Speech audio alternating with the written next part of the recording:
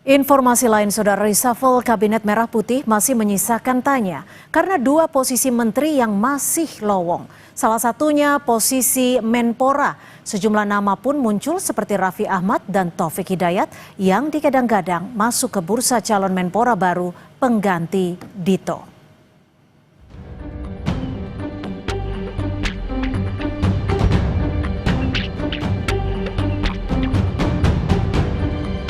Hampir sepekan, nama pengganti Menpora Dito Aryo Tejo masih menjadi teka-teki. Sejumlah nama pun muncul yang digadang-gadang masuk ke bursa calon Menpora baru pengganti Dito. Salah satunya adalah Putri Komarudin yang merupakan kader Golkar. Soal peluang menteri, politisi Partai Golkar Ahmad Doli Kurnia menyatakan, Golkar tidak punya ekspektasi untuk mengisi Menpora karena partainya sudah diberi jatah 8 kursi menteri, termasuk Menteri P2MI yang baru diisi oleh Mukhtarudin. Ya, kalau kami berusaha memahami atau menyadari posisi kami saja. Karena selama ini kan Golkar itu diberi kesempatan, diberi kepercayaan ada 8 pos yang diisi oleh kader Partai Golkar ya. Nah, dengan masuknya Pak Mukhtarudin kemarin dilantik sebagai Menteri P2MI itu kan sudah pas persis 8 ya. Jadi kami sih tidak dalam posisi kemudian punya ekspektasi kemudian akan mendapatkan satu pos lagi gitu. Sementara itu, Sekretaris Fraksi Partai Gerindra DPR, Bambang Haryadi mengatakan, tidak ada bahasan soal Rahayu Saraswati menjadi Menpora pengganti Dito menyusul pengunduran dirinya dari anggota Dewan. Isu keponakan Presiden Prabowo itu masuk dalam kabinet hanyalah gosip. Bahwa sosial media itu benar-benar sangat terbuka dan susah. Isu apapun bisa dilakukan di sana. Kadang kita juga harus cermat juga dalam menanggapi isu sosial media itu. Di eksekutif itu kan bukan ranah kita. Kita di DPR hanya ranahnya sifatnya adalah 3 aja kan. Membahas undang-undang, anggaran, dan juga mengawasi pemerintah kan. Tuh. Jadi bukan tupoksi kami untuk ikut campur di dalam eksekutif yang merupakan hak prerogatif presiden. Nama Wakil Menpora, Taufik Hidayat, juga mencuat sebagai sosok yang dianggap ideal. Rekam jejaknya sebagai legenda bulu tangkis Indonesia membuat Taufik dinilai pantas menahkodai Kemenpora. Nama lain dari dunia olahraga yang masuk bursa adalah Moreno Suprapto.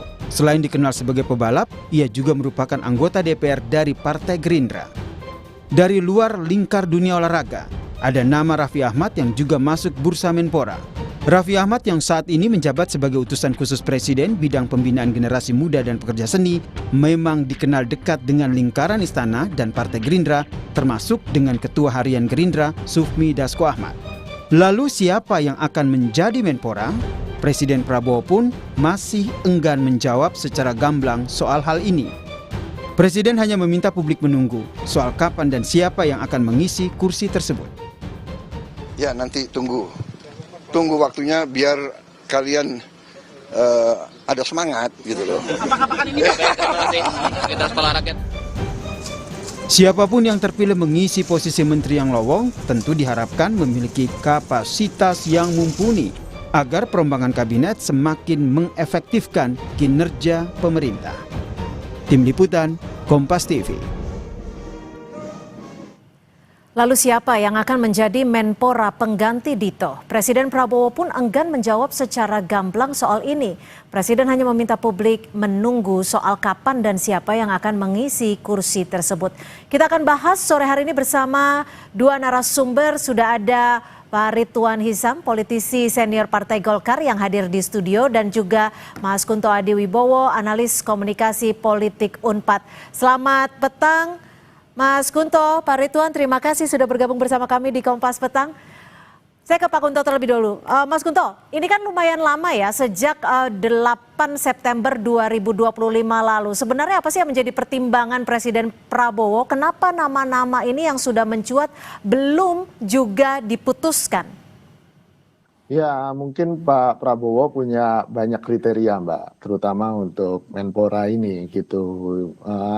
Kita kan nggak usah bilang nama ya, tapi kan saya yakin Pak Prabowo punya kriteria, dan beberapa kriterianya ya orang yang dipilih harus mampu untuk fokus dan bekerja sesuai dengan prioritas pembangunan nasional yang sudah ditetapkan oleh Pak Presiden. Dan di situ kan ada soal bersih dari judi online dan narkoba, lalu kemudian ada soal penguatan karakter dan kreativitas pemuda, dan juga yang penting adalah peningkatan prestasi olahraga Indonesia di tingkat internasional, dan ini terkait dengan memperkuat ekosistem industri olahraga. Jadi menurut saya ini di sisi pekerjaan ya. Lalu yang kedua kan Pak Prabowo juga menimbang pasti Menpora ini harus anak muda kan gitu kan. Karena kemarin juga anak muda, nggak lucu kayaknya kalau Menteri Pemuda dan Olahraga dijabat yang bukan pemuda. Dan kemudian menurut saya juga bersih dari ancaman kasus hukum. Ini yang menurut saya juga butuh waktu kan untuk kemudian memeriksa rekam jejak. Dan kemudian ada nggak kira-kira nanti akan... Nama Raffi Ahmad menurut Anda? Ya sekali lagi ya kita lihat aja apakah kriteria itu bisa masuk atau enggak ke Mas Raffi Ahmad gitu kan. Dari sisi ekosistem industri olahraga mungkin Mas Raffi Ahmad masuk gitu kan. Dari anak muda mungkin masuk. Penguatan karakter dan kreativitas kita juga lihat rekam jejaknya Mas Raffi Ahmad. Ya kalau untuk urusan hukum dan urusan yang lain silahkan, ya itu ada yang lebih ahlinya kan Mbak daripada saya untuk memeriksa. Artinya secara kriteria Anda mau mengatakan tidak terlalu masalah ya untuk nama Raffi Ahmad ya? Nggak ada masalah semua untuk nama-nama yang muncul di media sampai hari ini, baik itu Raffi Ahmad, Taufik Hidayat maupun Moreno Suprapto gitu Mbak. Pak Ridwan, kita tahu kan kalau kemarin diisi oleh kader Golkar, Mas Dito. Ketika nanti yang ditunjuk bukan daripada kader Golkar, gimana Golkar? Saya kira kalau saya berpendapat ya, karena saya kembalikan kepada Presiden, Pak Prabowo, karena dia punya hak prerogatif. Dan kita ini adalah sistem pemerintahan negara kita ini adalah presidensial. Betul. Dan saya menagih janji Presiden pada saat kampanye. Pada saat kampanye, Presiden itu menyampaikan bahwa dia akan mengambil pembantu-pembantunya itu orang-orang profesional. Nah, tapi Golkar kan masukin nama Mbak Putri juga? Boleh saja. Jadi apakah itu orang partai, apakah orang bukan partai, tapi selama dia profesional, dia dipersilakan. Jadi jangan ada kesan bahwa Pak Prabowo bagi-bagi kursi. Nah itu istilahnya apa istilah kalau bagi-bagi kursi? Jatah menteri? Jatah. Nah itu tidak bagus. Rakyat tidak mau dengan itu. Jadi janji Presiden pada waktu kampanye itu harus ditepati. Anda bicara ini apa karena sudah diisi komposisinya di P2MI atau gimana? Ya saya kira saya bicara ini bukan baru sekarang. Hari kedua Pak Prabowo memanggil calon-calon menterinya di Hambalang, saya diwawancara di sini juga. Diwawancara, saya bilang awas lu Pak Prabowo ini janjinya second kabinet. Ternyata kenyataannya menterinya banyak sekali, lebih dari 100. Habis gitu ya bagi-bagi kursi. Nah inilah akibat daripada yang tidak dijalankan, akhirnya apa? Rakyat menuntut. Jadi dari Partai Golkar sendiri tidak masalah jika namanya bukan dari kader Golkar, meskipun Mas Dito sebelumnya dari Golkar? Siapapun mau Golkar alhamdulillah selama dia profesional. Ya. Nah mau bukan Golkar juga selama dia profesional. Itu tuntutan kita, karena apa? Kita harus mendukung program-programnya Pak Prabowo ini yang sudah ada disampaikan. Itu harus kita dari nama-nama yang muncul, ada Raffi Ahmad, Moreno, ada pula Putri Komarudin. 3 itu ya yang kebetulan cukup non-partai. Ya. Putri sama Moreno partai. Tapi kan kalau Mas Raffi bukan. Ya kan, dari ketiga nama itu Golkar setujunya yang mana? Kalau saya pasti Putri. Saya tidak berhak untuk menyampaikan, karena itu hak daripada ketua umum partai yang sudah memberikan rekomendasi. Nah, saya kira ketua umum kan sudah memberikan rekomendasi kepada Pak Prabowo. Tapi rekomendasi itu tidak mutlak, karena itu hak prerogatif Presiden. Selama Presiden keluar dari 3 nama, silakan. Kalau kita mengacu pada undang-undang pemuda, pemuda itu ada batas waktu, ada batas umurnya. Oke, baik, kami tangkap. Saya ke Mas Kunto lagi. Mas Kunto, kalau kita membaca dinamika politiknya, ketika nanti Menpora yang baru bukan dari Partai Golkar, itu akan seperti apa? Apakah akan mempengaruhi koalisi dari pemerintahan ataupun Kabinet Merah Putih? Ya, sangat mungkin ada beberapa skenario kan, Mbak. Golkar sudah mendapatkan 8 menteri dengan kemarin menteri yang baru kan digantikan Abdul Qadir. Dan menurut saya ini sudah sesuai dengan mungkin janji politik Pak Prabowo di awal atau komitmen-komitmen politik Pak Prabowo dengan Golkar. Tapi yang kemudian juga harus kita lihat adalah ya bagaimana Pak Prabowo ini berpolitik kan istilahnya merangkul semua gitu kan, Mbak.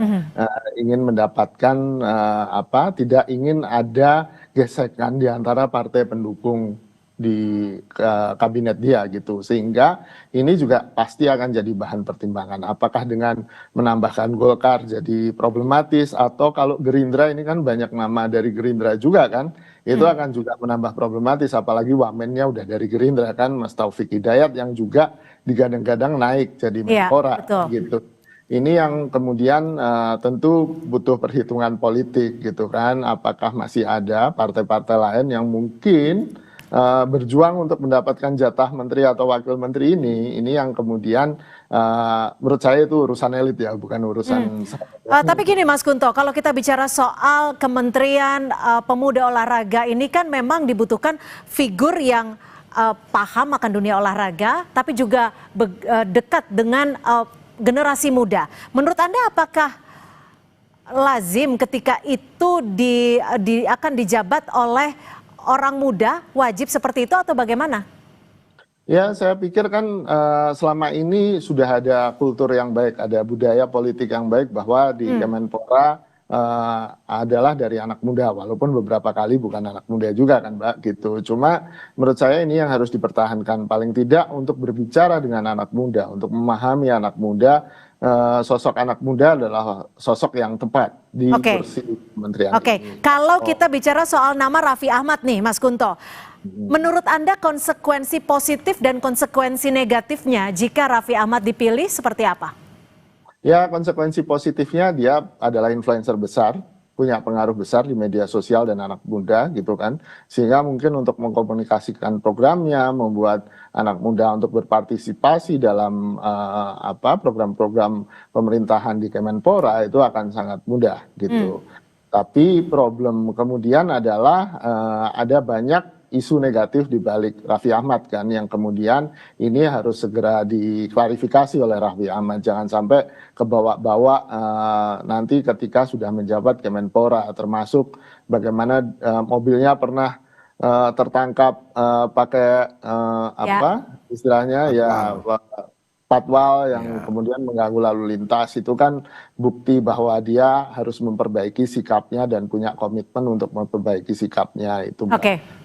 Dan di bidang olahraga kan Raffi Ahmad juga punya klub sepak bola, dan itu kan salah satu salah satu tugas dan fungsi Kemenpora itu memperkuat ekosistem industri olahraga. Gitu. Pak Ridwan, kalau dari Golkar sendiri ada tidak sih komunikasi yang sudah dilakukan oleh Partai Golkar dan juga Presiden Prabowo sendiri terkait kursi Menpora ini khususnya?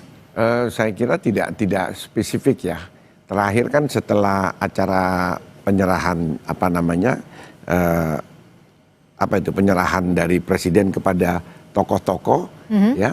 Nah, itu kan audiensi DPP Partai Golkar dengan Pak Prabowo. Saya kira di situ adalah bisi-bisi politik pasti ada di situ, bahwa akan ada reshuffle. Dan reshuffle ini kalau menurut kami dari Partai Golkar memang karena hak prerogatif presiden, ini akan segera terjadi. Mungkin di dalam bulan ini akan terjadi, Oktober akan terjadi, mungkin tahun depan lagi akan terjadi. Karena memang pada saat awal di dalam merekrut calon menteri atau menjadi menteri, itu terlihat bahwa prosesnya seleksinya kurang matang. Sehingga terjadilah proses-proses ini. Karena kalau kita memperhatikan masyarakat, itu sejak dilantik menteri-menteri tanggal 21 atau 22 Oktober itu kan terjadi koreksi-koreksi Oke. semuanya. Sampai pada waktu 100 hari Oke. sudah minta reshuffle. Kemarin akhirnya terjadi reshuffle, terjadilah kasus bermasalah kemarin itu, Ya. demo-demo. Kalau dari Partai Golkar sendiri kan memunculkan nama Putri Komarudin. Ya, ya. Apa sih yang bisa dilakukan Mbak Putri sendiri kalau memang dipilih sebagai Menpora? Ya memang kalau di antara yang ada di DPR, Mbak Putri ini kan termasuk yang paling muda. Nah, Jadi hanya faktor kemudaan muda dan dia juga ada prestasinya kan. Dia kan anggota DPR periode yang lalu. untuk soal olahraga? Saya kira kita tidak pernah lihat, dia kan pernah jadi ketua PPI di mana di Australia segala itu, ketua pemuda. Kayak di kita itu KNPI-nya lah organisasi. Nah, makanya saya kembalikan lagi bahwa Golkar pun boleh saja merekomendasi tidak yang ada di parlemen. Malah saya berkecenderungan sudahlah yang duduk di parlemen itu biarkanlah menjadi anggota DPR. Karena Oke. prosesnya kan dia proses panjang. Yang tidak di DPR itulah yang diberi Tapi tugas dari untuk Partai menjadi- Golkar sendiri ketika nanti penggantinya Mas Dito bukan dari Golkar, apakah akan meminta kompensasi lain? Mungkin bukan di kursi menteri tapi di tempat lain? Enggak lah, kayak gitu. Saya sebagai senior Partai Golkar tidak setuju dengan konsep-konsep seperti jual beli seperti, karena ini politik untuk kepentingan masyarakat. Oke. Golkar itu punya konsep, Mbak. Di dalam menuju Indonesia Emas 2045 kita sudah punya loh itu. Itu Ya. pada saat Pak Abu Rizal Bakri ketua umum kita sudah bikin itu kita keliling ke perguruan-perguruan tinggi se-Indonesia itu untuk merealisasi. Kayak zaman dulu Orde Baru itu ada namanya GBHN. Kita sudah punya menuju Indonesia Emas 2045, kita punya konsepnya. Oke. Nah itu sudah dibuat oleh Pak Abu Rizal Bakri. Nah itu saya minta pengurus Partai Golkar sekarang itu harus mengacu pada itu.